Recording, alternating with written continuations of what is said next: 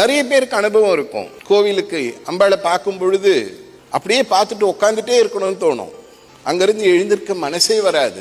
அது காரணம் என்னன்னா, அங்க இருக்கக்கூடிய மகா சக்தியானது இந்த ஆன்மாவோட, அங்க இருக்கிற பெரிய காந்தமானது இந்த சின்ன காந்தத்தோட இணைஞ்சி அந்த அனுபவம் வரும் பொழுது அங்க எழுந்துக்கணுக்கே மனசு வராது.